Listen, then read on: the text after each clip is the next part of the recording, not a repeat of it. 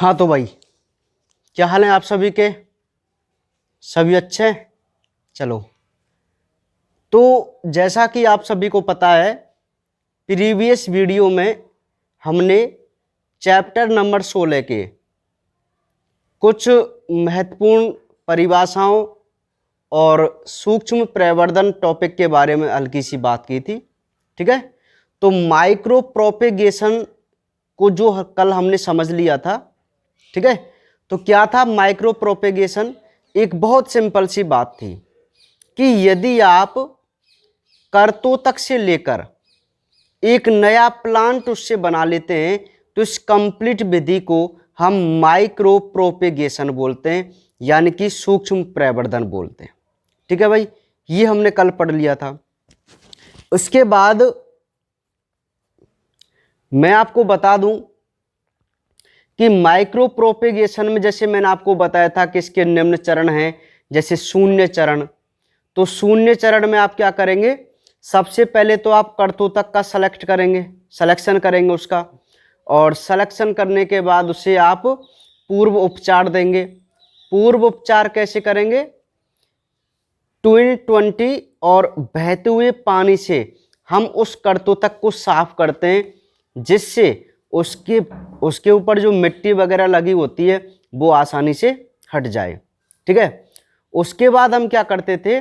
उसका surface sterilization करते हैं, सतही निर्जमीकरण। और सतही निर्जमीकरण में जैसे मैंने आपको बताया कि अब जो आपका करतोतक है उसे आप विभिन्न रसायन, या तो सिल्वर नाइट्रेट या मर्क्यूरी क्लोराइड, ब्रोमीन है, इथेनॉल है, क्लोरीन है आदि से हम उसको उपचारित करते हैं, जिससे उसके ऊपर जो लगे हुए बैक्टीरिया होते हैं या माइक्रो ऑर्गेनिज्म जो होते हैं वो सारे नष्ट हो जाते हैं।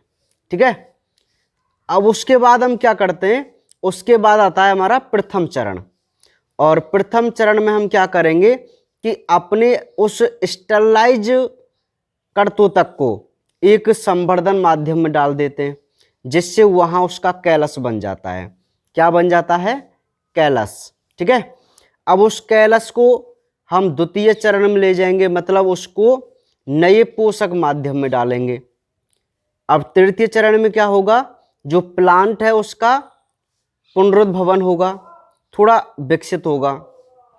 अब जो ये पुनरुद्भवित हुआ पौधा है उसे आप धरणीकरण कीजिए, वातानुकूलित कीजिए, मतलब आपको जहां उसको बोना है वहां बो दीजिए। ठीक है, तो वो था हमारा माइक्रो प्रोपेगेशन। ठीक है, अब देखिए, अब इससे अगला जो टॉपिक है ना वो मैं आपको जनरली बता देता हूं, वो है संवर्धन के प्रकार। ठीक है, तो मैं आपको बता दूं संवर्धन के जो प्रकार वाला टॉपिक है ये बिल्कुल भी आपके लिए मोस्ट नहीं है। ठीक है, पीडीएफ में आपके लिए लिखा हुआ है, आप लिख लेना, कोई दिक्कत वाली बात नहीं है। तो एक बहुत सिंपल सी बात है, देखो क्या वो ये कहता है कि संवर्धन के प्रकार क्या होते हैं। तो सिंपल सा मैं आपको बता दूं, जैसे वो कहता है कि भाई आप संवर्धन किसी भी चीज का कर सकते हैं, प्लांट के किसी भी भाग का। जैसे यदि आप कैलस का संवर्धन करा रहे हैं तो आप उसे कैलस संवर्धन बोलेंगे, है ना। किसी अंग का संवर्धन करा रहे हैं, जैसे अंडाशय, परागकोश, ये अंग है उसके, तो उसे हम अंग संवर्धन बोलेंगे, है ना। एक जो कैलस संवर्धन है उसमें एक पॉइंट आप जरूर याद रखना, वो क्या है? देखिए,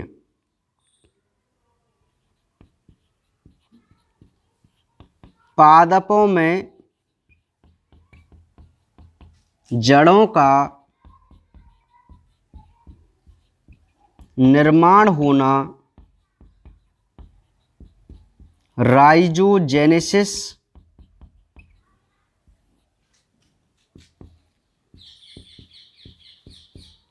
पादपों में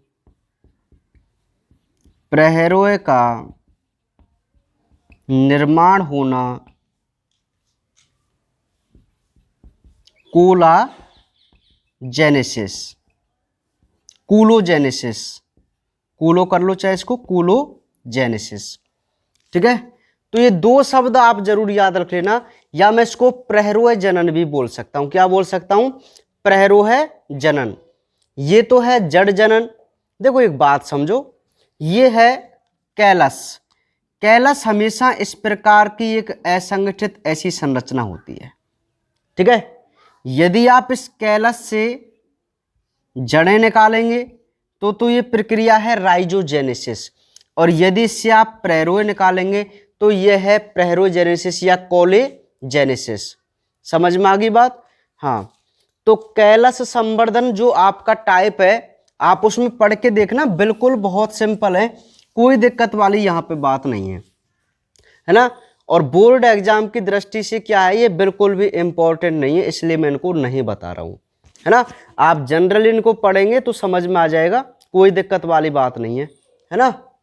हाँ, जैसे पराग कणों का संवर्धन है तो पराग कोश संवर्धन हो गया, जिससे हम अगुणित पादप तैयार कर सकते हैं। अगुणित पादप क्यों?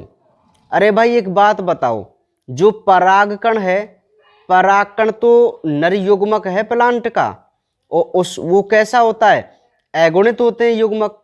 तो यदि आप किसी अगुणित संरचना का संवर्धन करा रहे हैं तो उससे प्लांट भी कैसा बनेगा? अगुणित पादप ही बनेगा। ठीक है, और एक और जरूर आप याद रखना उसमें, जीव द्रव्यक संवर्धन, प्रोटोप्लास्ट कल्चर वाला। जीव द्रव्यक क्या है? आपको पता ही है जीव द्रव्यक क्या है, कि यदि मैं सिंपल बोल दूं,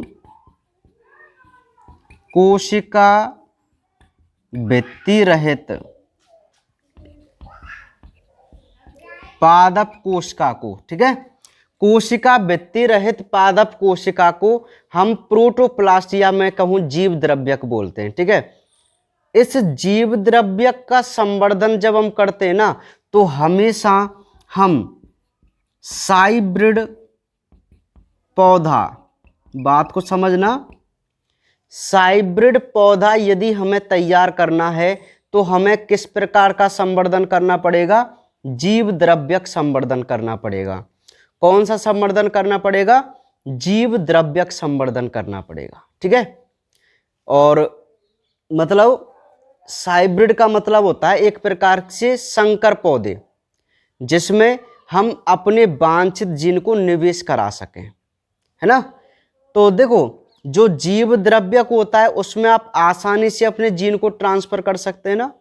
ठीक है, अब इस चैप्टर में अगला टॉपिक यही है कि किस प्रकार हम इनको करते हैं, है ना। तो साइब्रिड पौधा यदि हमें निर्मित करना है तो हम किस प्रकार का संवर्धन करेंगे? जीव द्रव्यक संवर्धन करेंगे। कैसा करेंगे? जीव द्रव्यक संवर्धन करेंगे। ठीक है, तो ये एक दो पॉइंट जरूर वहां पे मोस्ट हैं संवर्धन के टाइप में, बाकी और कुछ नहीं है इसमें ना। चलिए, अब नेक्स्ट और इंपॉर्टेंट टॉपिक वो है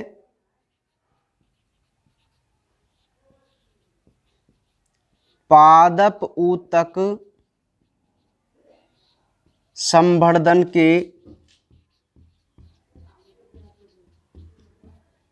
अनुप्रयोग एवं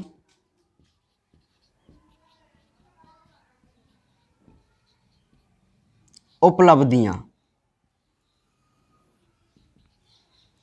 पादप ऊतक संवर्धन के अनुप्रयोग एवं उपलब्धियां। ठीक है, तो देखिए भाई, आप जो प्लांट टिश्यू कल्चर विधि कर रहे हैं, पादप ऊतक संवर्धन विधि जो आप अपना रहे हैं, इस विधि के क्या अनुप्रयोग हैं और क्या इसकी उपलब्धि हैं। अर्थात अनुप्रयोग का मतलब होता है कि आप किस क्षेत्र में इसको प्रयोग में ले रहे हैं, है ना, और क्या क्या हमें उपलब्धि इनसे प्राप्त हो रही हैं। ठीक है भाई, तो यहां से क्वेश्चन बनता है, मैं आपको बताऊंगा कौन सा बनेगा। सबसे पहला है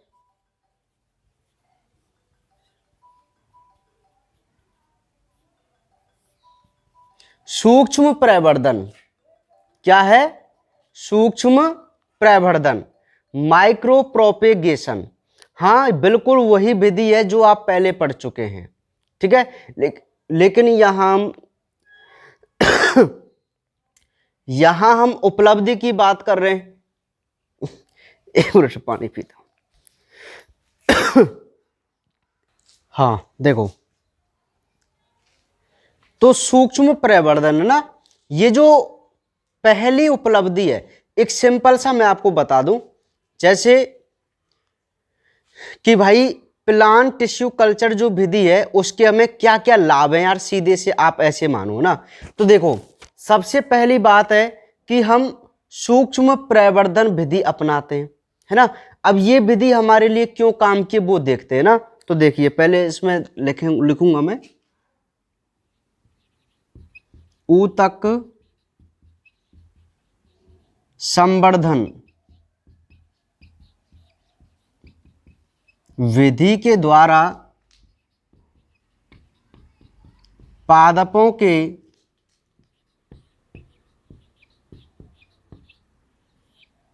पुनर्जनन को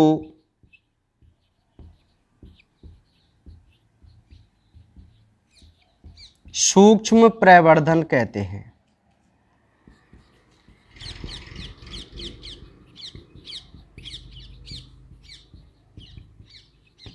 इस विधि के द्वारा कम समय व कम स्थान में अधिक पादप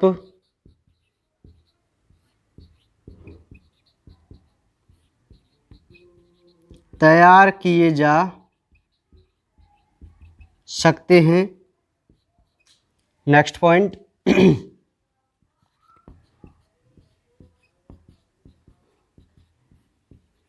इस विधि द्वारा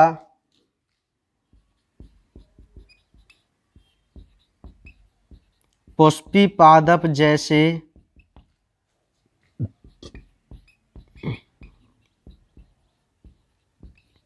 गुलदाउदी,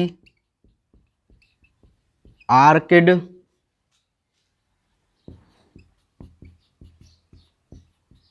आदि का उत्पादन व्यावसायिक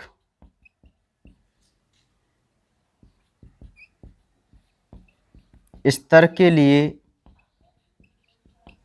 किया जाता है। ठीक है। देखिए भाई, तो सबसे पहली जो उपलब्धि है पादप ऊतक संवर्धन की, वो है माइक्रो प्रोपेगेशन, यानी कि सूक्ष्म प्रवर्धन। तो क्या है भाई सूक्ष्म प्रवर्धन? कि ऊतक संवर्धन विधि के द्वारा, ऊतक संवर्धन विधि के द्वारा पादपों के पुनर्जनन को, यदि हम प्लांट टिश्यू कल्चर द्वारा पादपों का पुनर्जनन कर लें, एक नए पौधे हम निर्माण कर लें, तो हम उस विधि को क्या बोलते हैं? माइक्रो प्रोपेगेशन बोलते हैं ना। इस विधि का क्या लाभ है भाई?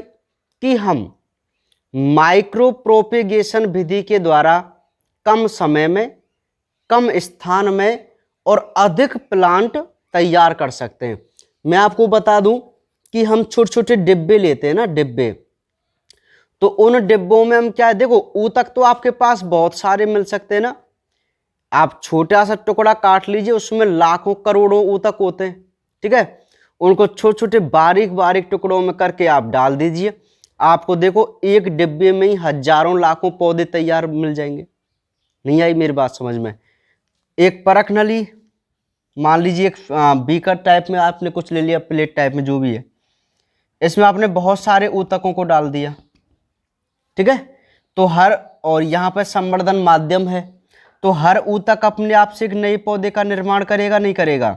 ठीक है, बस इनको दृढ़ीकरण कर दीजिए, वातानुकूलित कर दीजिए, तो आप देखो एक तो कम समय में, क्योंकि जब कोई प्लांट बीज से बनता है तो उसे अंकुरित होने में और बड़ा होने में बहुत समय लगता है। ठीक है, लेकिन यहाँ क्या होगा, कृत्रिम तरीके से काम चल रहा है, तो बहुत जल्दी वो ऊतक से अंकुरित होकर ऊतक से निकलकर एक नए पौधे के रूप में बहुत जल्दी ही विकसित हो जाता है ना। समझ रहे ना? तो कम समय में और कम स्थान में हम अधिक पौधे तैयार कर सकते हैं ना। तो इसका फायदा हम क्या उठाते हैं कि भाई ऐसे प्लांट जिनका उपयोग हम फूलों के रूप में करते हैं, मतलब जिनके पुष्प का व्यापार किया जाता है ना, तो उन पौधों को हम क्या है इस विधि से बनाते हैं, है ना, क्योंकि वो कम समय में बड़े हो जाएं और अधिक से अधिक पुष्प उत्पन्न कर रहे हैं, जिससे हमारा व्यापार लगातार चलता रहे। ठीक है, समझ में आ रही मेरी बात। तो जो माइक्रो प्रोपेगेशन वाली जो विधि है, इसका उपयोग मुख्य रूप से हम फ्लावर वाले प्लांटों के लिए कर रहे हैं आजकल। ठीक है, तो समझ में आ गई भाई बात, माइक्रो प्रोपेगेशन की है, कोई दिक्कत नहीं है इसमें।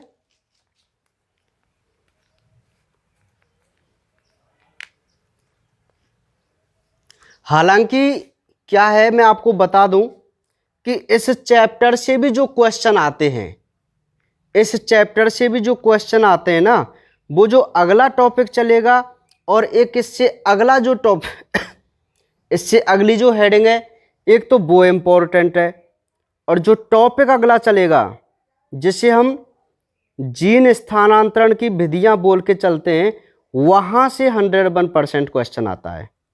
ठीक है, ये दोनों चैप्टर आपके लिए सेलेक्टिव क्वेश्चन देते हैं, मतलब जहां से मैं बताऊंगा ना उसी पे आप ज़्यादा ध्यान देना, वहीं से आपको क्वेश्चन मिल जाएगा। ठीक है, ज़्यादा मेहनत करने की आपको आवश्यकता नहीं पड़ेगी। चलिए, तो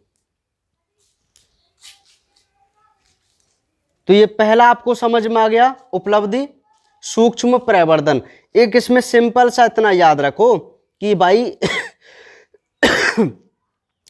कि हम पादप ऊतक संवर्धन विधि की जो पहली उपलब्धि है वो माइक्रो प्रोपेगेशन है। इससे हम कम समय में कम स्थान में अधिक पौधे बना सकते हैं। ठीक है, और इसका उपयोग हम फ्लावर वाले प्लांटों के लिए ज्यादातर करते हैं। दूसरी जो उपलब्धि है वो अपने आप में बहुत इंपॉर्टेंट है, वो है विषाणु मुक्त पादप। ये बहुत इंपॉर्टेंट टॉपिक है भाई, इसको आप इंपॉर्टेंट कर लेना और इसी को आप पढ़ के चलना यहां से। ये जो पूरा टॉपिक है ना, अनुप्रयोग एवं उपलब्धि, यदि आप इसमें से इस विषाणु मुक्त पादप को ही पढ़ लेंगे तो आपके बोर्ड एग्जाम में यहां से क्वेश्चन मिल जाएगा। समझ रहे हैं? हाँ, तो देखिए विषाणु मुक्त पादप, तो पहले मैं थ्योरी लिख देता हूं, फिर उसके बाद मैं इसको आपको समझाऊंगा ना, और कैसे क्वेश्चन आएगा यहां से वो भी मैं आपको बताऊंगा। पादप वायरस अथवा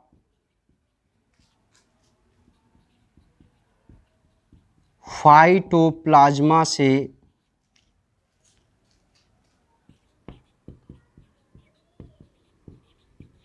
संक्रमित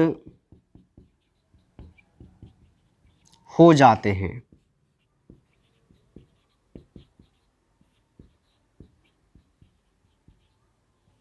कायिक प्रवर्धन के समय इनका संचरण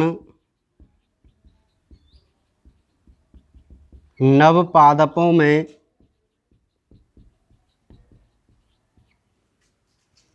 आसानी से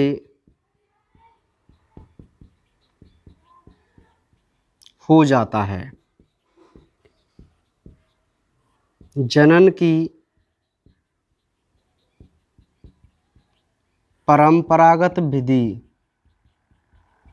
से हम इनसे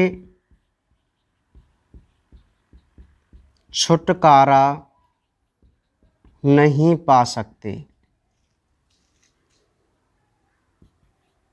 लेकिन वायरस ग्रसित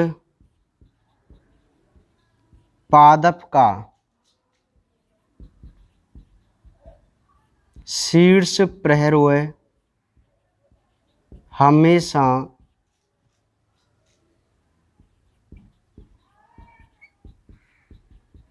अप्रभावित रहता है, अतः हम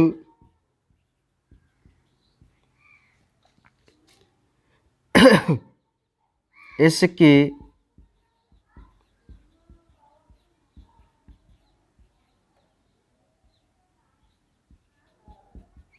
शीर्ष विभज्योतक का संवर्धन कर विषाणु मुक्त पादप तैयार कर सकते हैं। PVS PVX। ठीक है भाई। तो ये जो दूसरी जो विधि है, या मैं विधि में यहां नहीं बोलूंगा, दूसरी जो उपलब्धि है वो उपलब्धि है विषाणु मुक्त पादप। भाई दूसरा क्या इंपॉर्टेंस है भाई प्लांट टिश्यू कल्चर का, कि हम पादप ऊतक संवर्धन विधि से विषाणु मुक्त पादप तैयार कर सकते हैं। समझ में आ गई बात? थोड़ी सी तो आपको पता चल गया कि हम इस विधि से ऐसे प्लांट भी बना सकते हैं जो वायरस मुक्त होते हैं, अर्थात उनमें कोई भी विषाणु या फाइटोप्लाज्मा का संक्रमण नहीं हो सकता। समझ में आ रही बात? तो देखिए कैसे करते हैं। देखो पहले इसको समझ लो, जो प्लांट होते हैं वो वायरस से या फाइटोप्लाज्मा से आसानी से संक्रमित हो जाते हैं, है ना। कहने का मतलब है कि जो सामान्य प्लांट है उनमें विषाणुओं का संक्रमण हो जाता है, ठीक है। तो कायिक प्रवर्धन के समय इनका संचरण नव पादपों में भी आसानी से हो जाता है। देखो कायिक प्रवर्धन मतलब आपने जड़, तना, पत्ती, फूल, पुष्प जो भी है उसको बोया, तो वो जो प्लांट बनेगा ना वो भी वायरस ग्रसित ही रहेगा, ठीक है। तो ये कहता है कि जो जनन की परंपरागत विधि है, जनन की जो परंपरागत विधि है, हम इनसे छुटकारा नहीं पा सकते।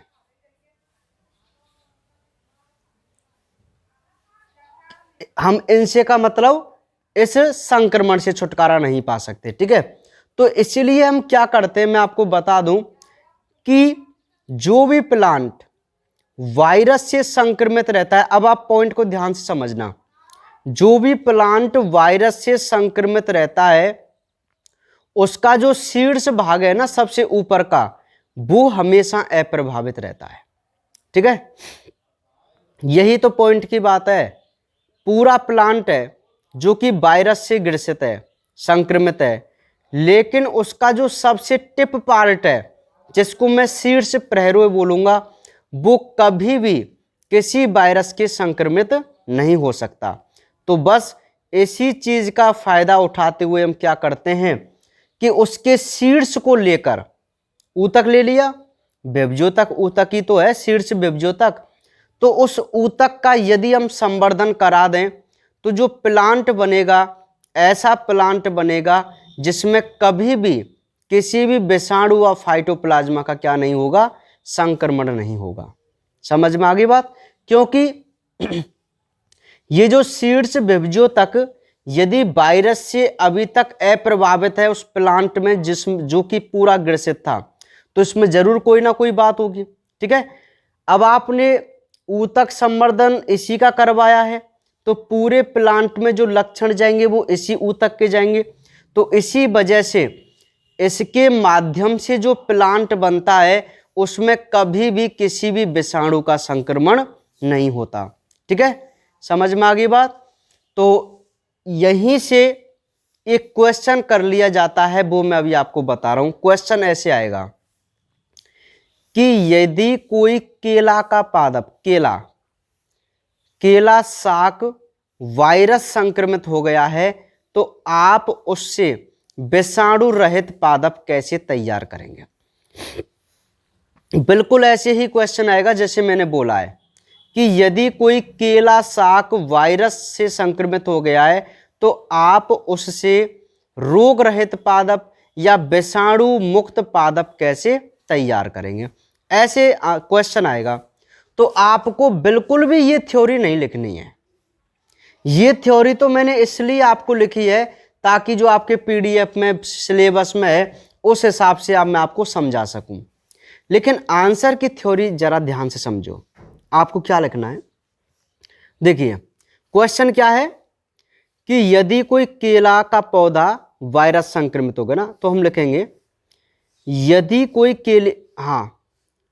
केले का पौधा वायरस से संक्रमित हो जाता है तो उसका शीर्ष विभज्यों तक या शीर्ष प्ररोय हमेशा अप्रभावित रहता है। अतः हम उस संक्रमित केला शाक के शीर्ष विभज्यों तक का संवर्धन कर उससे रोग रहित पादप तैयार करेंगे। बस इतना आसान सा लिखना है। नहीं आई बात समझ में? देखो कितना सिंपल तरीके से मैं आपको बता रहा हूं ना। आपको क्या लिखना है कि यदि कोई केला शाक वायरस संक्रमित है तो हम जानते हैं उसका शीर्ष प्ररोय हमेशा अप्रभावित रहता है।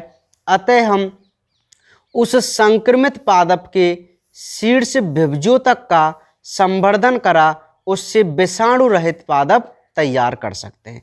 बस हो गया। कितना सटीक और कितना अच्छा आंसर है। टाइम भी कम लगेगा, नंबर भी पूरे मिलेंगे और एग्जामिनर भी अट्रैक्ट होगा। समझ में आ गई बात? हाँ। अब आपसे पूछ ले कि विषाणु मुक्त पादप कैसे तैयार करेंगे, तो ये नहीं लिखना आपको ना, और ऐसे क्वेश्चन भी नहीं देगा वो। तो ये तो केवल फालतू की बात है। केवल मोस्ट बात यही है हमारी कि आप विषाणु रहित पादप कैसे तैयार करेंगे। आप अपने दिमाग में एक लाइन याद रखो कि किसी भी संक्रमित पादप का शीर्ष प्ररोय कभी भी संक्रमित नहीं होता, वो हमेशा अप्रभावित रहता है। और यदि हम उसी का ऊतक संवर्धन कर देंगे तो उससे जो प्लांट बनेगा वो हमेशा कैसा रहेगा? विषाणु रहित रहेगा, या मैं कहूँ रोग रहित होगा। समझ में आ गई बात? तो भाई एक बात आप मुझे बताओ, यदि आप इस संक्रमित पौधे का कायिक प्रवर्धन कराएं तो आप रोग रहित पादप तैयार कर सकते हैं? कभी भी नहीं कर सकते। लेकिन ऊतक संवर्धन से ही आप क्यों कर सकते हैं? क्योंकि भाई हम संवर्धन तो किसी भी जगह के ऊतक का करा सकते हैं। सिंपल है ना। तो शीर्ष प्ररोय अप्रभावित था तो बस ले लीजिए इसका ऊतक। ऊतक की तो लेना है, कहीं से भी ले लीजिए, बस बन गया नया पौधा। तो ये बताओ, बहुत मोस्ट और इंपॉर्टेंट हमारी उपलब्धि है कि नहीं? है ना, विषाणु मुक्त पादप तैयार करना। ठीक है तो समझ में आ गई बात आपको। और इसका एग्जाम्पल मैं आपको बता दूं कि हमने 2 विषाणु मुक्त पादप तैयार कर लिए हैं, पोटैटो वायरस एस वाला और पोटैटो वायरस एक्स। ये वी है, पोटैटो वायरस एस और पोटैटो वायरस एक्स। ये 2 वायरस थे, इनके रोग रहित पादप आज हमने तैयार कर लिए हैं। ठीक है, तो आपसे ऐसे भी पूछ सकता है कि 2 विषाणु रहित पादपों के नाम बताइए, तो आपको डायरेक्ट बता देना है पीवीएस पीवीएक्स। सिंपल। तो मैं क्लियर समझूं आपका इस क्वेश्चन को, है ना। जिस क्वेश्चन पे मैं ज्यादा ध्यान दे जाऊं, समझ लेना उस पे आपको मेरे से डबल ज्यादा ध्यान देना है, क्योंकि वो मोस्ट इंपॉर्टेंट होगा। ठीक है, सूक्ष्म प्रवर्धन जो पहला है ना, बिल्कुल भी ज्यादा मोस्ट नहीं है, मैंने आपको बता दिया। ठीक है, जो मैंने मोस्ट बता दिया ना वही आपको ढंग से पढ़ना है भाई। तो इस पे आप जरा ध्यान देना, ये फर्स्ट साल पूछा गया क्वेश्चन भी है। ठीक है, हाँ भाई, तो याद रह जाएगा आपको विषाणु मुक्त पादप आप कैसे तैयार करेंगे, है ना। सिंपल है, शीर्ष प्ररोय अप्रभावित है तो बस उसी का टिश्यू कल्चर कर देंगे और बन गए रोग रहित पादप। ठीक है, चलिए, तो ये 2 उपलब्धि हो गई जिनमें ये जो मैंने पढ़ाई है वही सबसे ज़्यादा मोस्ट इम्पोर्टेंट है। नेक्स्ट, तीसरा खास ज़्यादा इम्पोर्टेंट तो नहीं है, मैं आपको बता दूं, संपुटितकृत बीज निर्माण। संपुटीकृत बीज निर्माण, तो एक बार जरा ध्यान से समझो, इसकी थ्योरी में ज़्यादा इंटरेस्ट नहीं है और मैं इसको एक हल्के से रूप में आपको बता देता हूं जिससे आपको बिल्कुल समझ में आ जाएगा। ठीक है, हाँ देखो भाई, कुछ बच्चे ऐसे मत समझा करें कि सर आप इनको छोड़ रहे हैं, है ना भाई, मैं उसी चीज़ को छोड़ूंगा जिससे आप जनरली नॉर्मली याद कर लेंगे। ठीक है, हाँ मुझे कोई ऐसा मज़ा तो आ नहीं रहा है या मैं आपका कोई दुश्मन हूं, है कि नहीं भाई ये सीख नहीं जाए बच्चे, है ना, समझ रहे हैं ना आप मेरी बात को। हाँ, तो संपुटीकृत बीज निर्माण, तो ध्यान से जरा बात को समझिए। संपुट का मतलब होता है कैप्सूल और कैप्सूल का मतलब होता है कोई एक्स्ट्रा आवरण। ठीक है, बीज निर्माण, एक सिंपल सी मैं आपको बता दूं कि जनरली सामान्य रूप से ये कोई प्लांट का बीज है। ठीक है, अब इस बीज को जब हम जमीन में बोते हैं तो इसके अंकुरण में कहीं ना कहीं कोई बाधा आती है।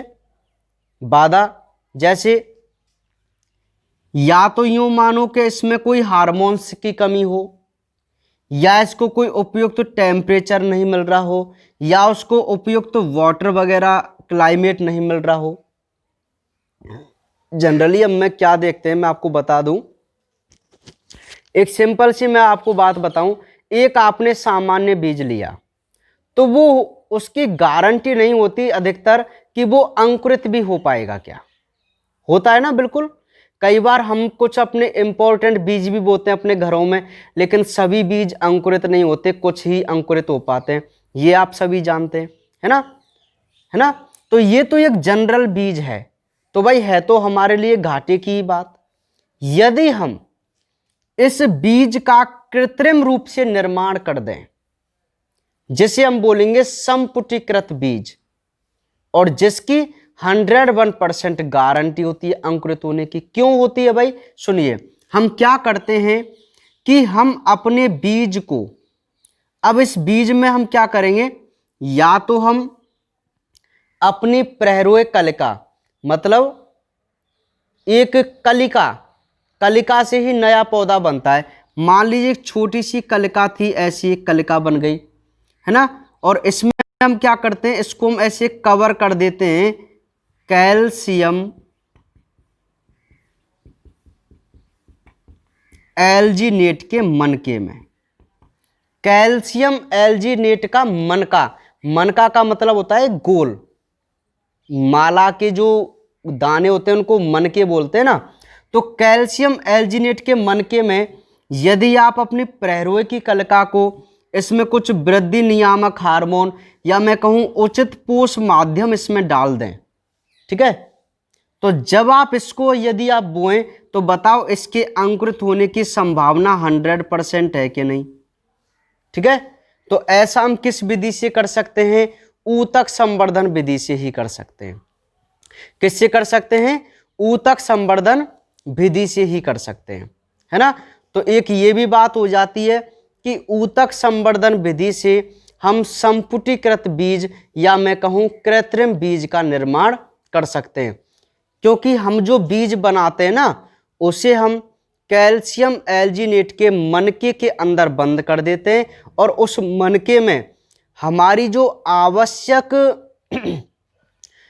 चीज़ें होती हैं जो अंकुरित कराने के लिए या उसके वातानुकूलन के दृढ़ीकरण की रेस्पॉन्सिबल होती हैं, उन सभी को उसमें डाल देते हैं। ठीक है भाई, कृत्रिम तरीका से आप इसमें डाल रहे हैं, जैसे भाई आपको पता है कि यार हमें इस बीज को बोना है और इस समय सूखे जैसी कंडीशन है, तो आप उसमें थोड़ा सा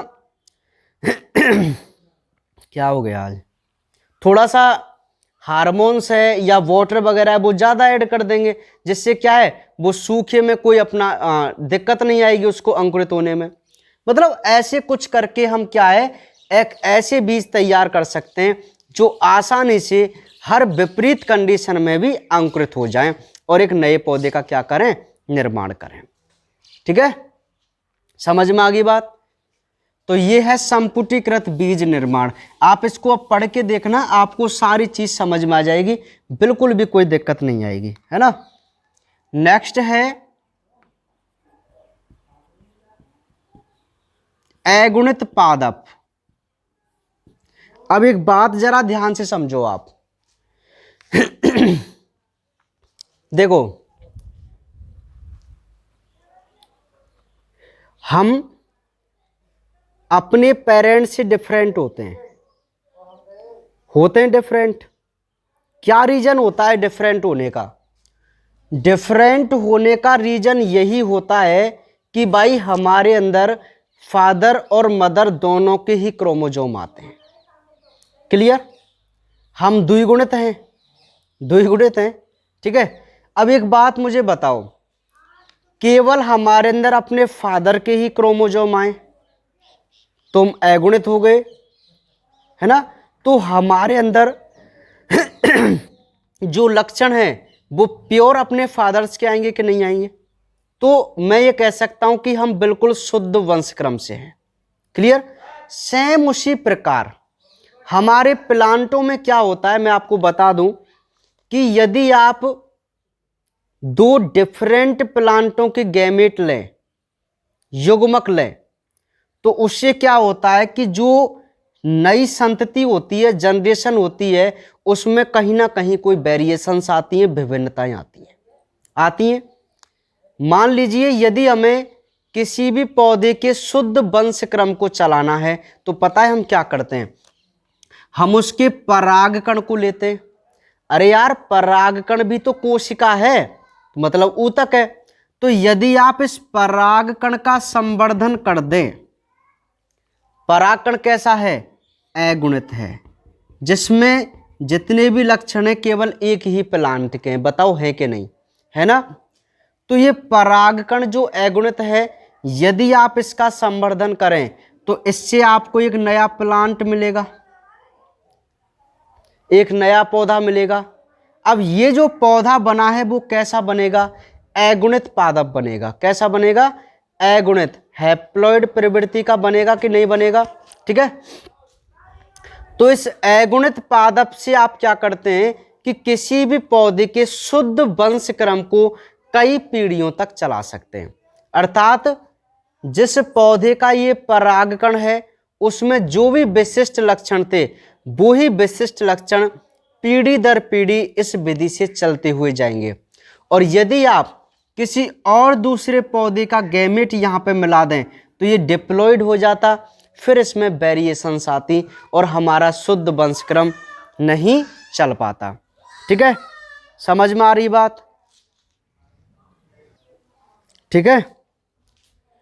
तो हम यदि हमें अगुणित पादप तैयार करने हैं या किसी भी पौधे का शुद्ध वंशक्रम हमें कंटिन्यू चलाना है तो भी हम कौन सी विधि काम में लेते हैं भाई?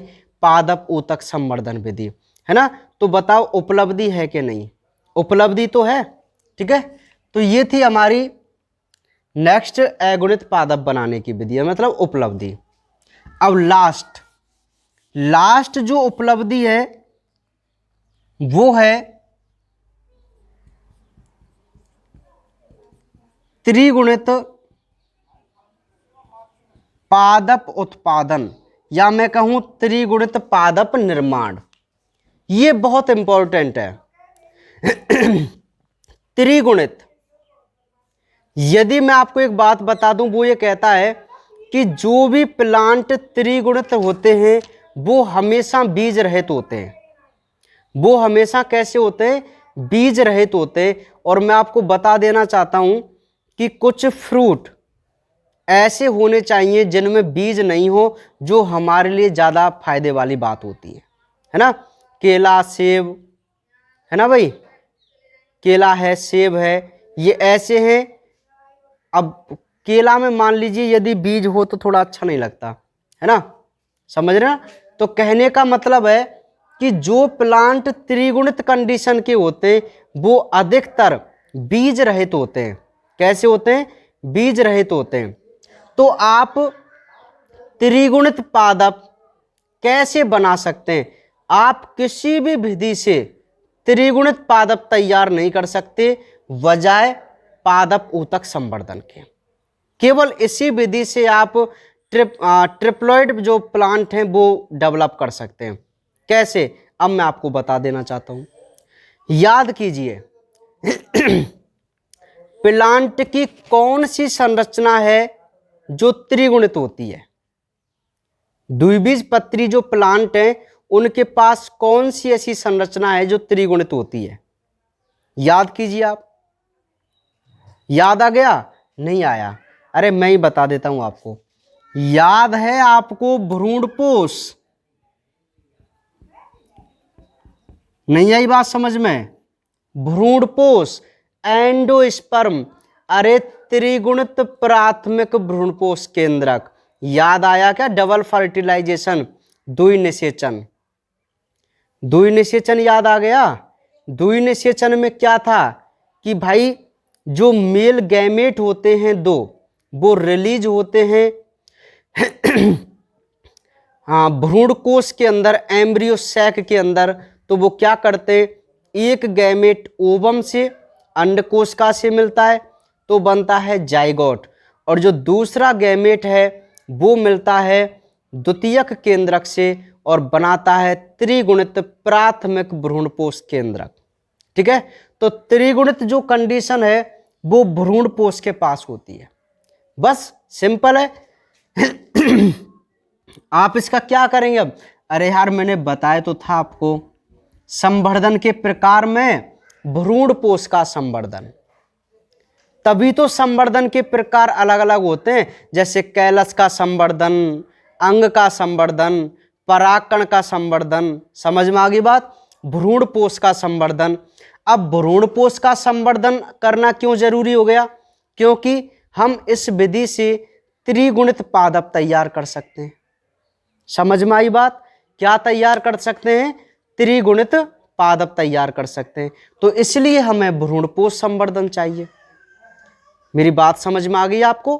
ठीक है, चलिए तो एक सिंपल सी मैं आपको अब यहां बात बता देना चाहता हूं कि यदि हमें त्रिगुणित पादप तैयार करने हैं जो कि बीज रहित होते हैं, तो इसके लिए हमें क्या करना होता है? भ्रूणपोष का संवर्धन करना होता है। यदि आप भ्रूणपोष का संवर्धन कर रहे हैं तो ये कौन सी विधि हो गई? ऊतक संवर्धन हो गई। तो उपलब्धि हुई कि नहीं हुई बताओ ऊतक संवर्धन की? हुई ना उपलब्धि कि ऊतक संवर्धन विधि से ही कि ऊतक संवर्धन विधि से ही हम अपने त्रिगुणित पादप भी क्या कर सकते हैं? तैयार कर सकते हैं। तो ये थे हमारे पादप ऊतक संवर्धन के अनुप्रयोग और उपलब्धियां, जिसमें हमने मुख्य रूप से सूक्ष्म प्रवर्धन पढ़ा, विषाणु मुक्त पादप पढ़े, अगुणित पादप पढ़े, ठीक है, और त्रिगुणित पादप पढ़े।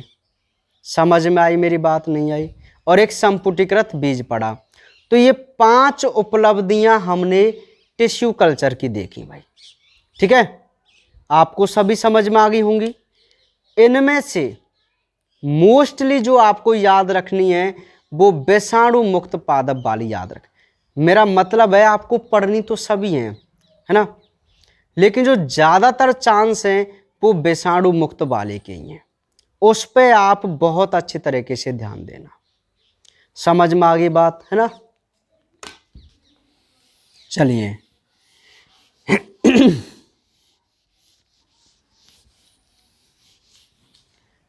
अब कल का जो टॉपिक है वो है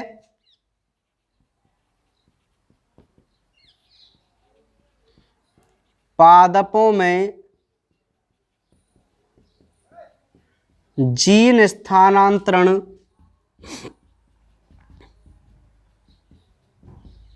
की विधियां।